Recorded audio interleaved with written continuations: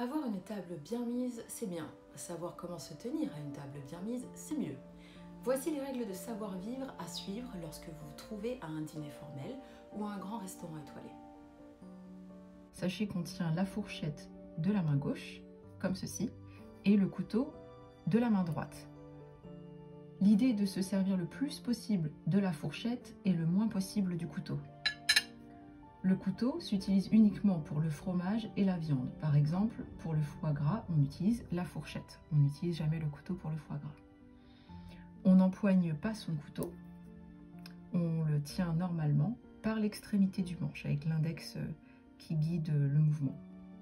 On ne se sert jamais du couteau pour manger la salade, l'omelette, le pain, les pâtes et la pâtisserie. Si nécessaire, on peut s'aider d'un morceau de pain pour pousser l'aliment vers la fourchette. On ne lèche pas son couteau et on ne sauce pas son assiette non plus. On pose et dépose le couteau directement sur la nappe ou sur le porte-couteau. En France, on peut manger asperges et artichauts avec les doigts. Si ces derniers sont présentés en entier, c'est admis. On ne laisse pas glisser malencontreusement au fond du plat les couverts de service. Pour la soupe ou le potage, utilisez la cuillère à soupe par la pointe, comme ceci, pour diriger le liquide vers votre bouche, sans être bruyant. Et ça, c'est contrairement aux Anglais qui, eux, doivent faire ce geste-là et manger la soupe sur le côté. Donc les Français préféreront dans ce sens-là. À la fin du repas, on range ses couverts parallèles dans l'assiette sur la droite à 15h15. La fourchette avec les dents vers le haut et le couteau, la lame vers le centre. Le couteau à poisson ne sert pas à couper, il sert à effeuiller le poisson. Le couteau à poisson sert à détacher les filets de l'arête centrale. Enfin, ne jamais laisser la cuillère à café dans la tasse. Reposez-la dans la coupelle. Si vous voulez être resservi, laissez vos couverts sur l'assiette de chaque côté. Si vous êtes accompagné d'un homme, laissez-le vous ouvrir la porte. On ne pose pas les lunettes, le sac, les clés, le téléphone, etc. sur la table. Disposez votre serviette sur vos genoux lorsque la commande a été passée. Ne jamais remettre de maquillage à table. Le sac à main se met soit derrière votre dos, entre votre dos et le dos de la chaise, ou accroché sur la chaise si possible. Il y a également ce qu'on appelle des accroches-sacs qui vous permettent de pendre votre sac à la table. Les femmes ne se servent pas elles-mêmes le vin, soit l'homme présent, soit le serveur.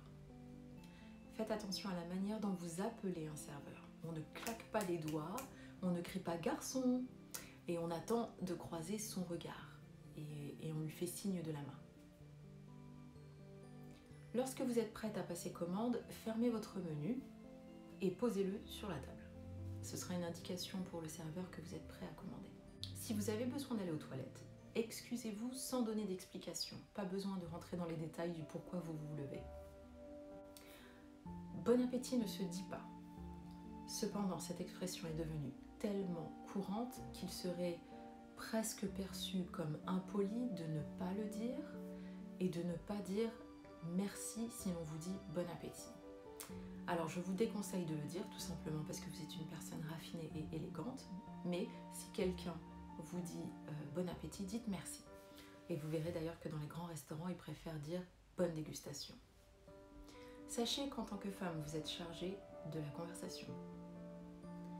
Si un incident est survenu, un verre d'eau qui se renverse par exemple, n'en faites pas tout un plat, minimisez l'incident et détournez rapidement l'attention en parlant d'autre chose. Donc vous tapotez avec votre serviette et puis vous laissez.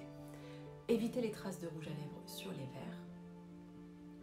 Tenez votre verre par le pied et ne renversez pas votre tête en arrière pour boire. Gardez le verre incliné à 90 degrés maximum. Ne mangez ni trop vite ni trop lentement.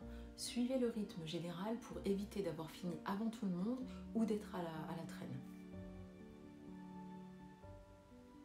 En cas de dîner romantique, il n'y a pas de 50-50 et vous n'êtes pas supposé payer l'addition non plus. Remerciez vos hôtes pour la soirée, pas pour le repas. Et remerciez-les le jour d'après, même avec un petit SMS, ça marche. Ne portez pas votre couteau à la bouche. Attendez que tout le monde soit servi avant de commencer à manger. Ne mangez pas toute la corbeille de pain lorsque vous arrivez au restaurant. Ne reposez pas vos couverts sur la table après les avoir utilisés. On ne les place pas non plus de part et d'autre de l'assiette. On les pose croisés au milieu, en bas de l'assiette. Coupez votre téléphone pour la durée du repas et gardez-le hors de la vue. On ne pose pas les coudes ni les bras sur la table.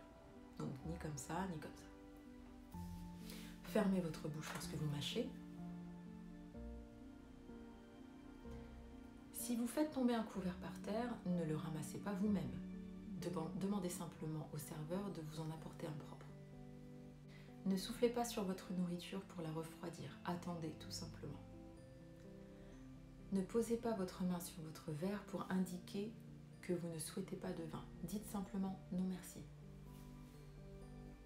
Au moment du café, posez votre cuillère sur la coupelle. Ne la laissez pas dans votre tasse. Le foie gras ne s'étale pas au couteau sur le morceau de pain comme du beurre. On en prend un morceau à la fourchette que l'on pose sur son morceau de pain. Ne buvez pas, ni ne parlez avec la bouche pleine. On ne se sert pas de son couteau pour manger une salade. Lorsqu'on nous demande le sel ou le poivre, nous passons directement les deux. Ils ne se donnent pas de main en main, ils seront posés à côté de la personne.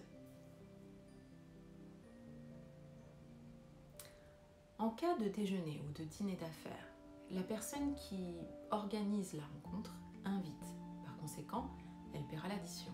Si vous êtes la personne qui invite, vous arriverez en premier et vous laisserez la meilleure place, qui est celle qui fait face à la porte du restaurant. Si vous êtes l'invité, n'emmenez pas quelqu'un avec vous sans en avoir parlé avec la personne qui vous invite au préalable. Et assurez-vous que cette personne est vraiment nécessaire pour l'entrevue. En tant qu'invité, vous ne choisirez pas non plus le plat le plus cher du menu par respect pour la personne qui vous invite.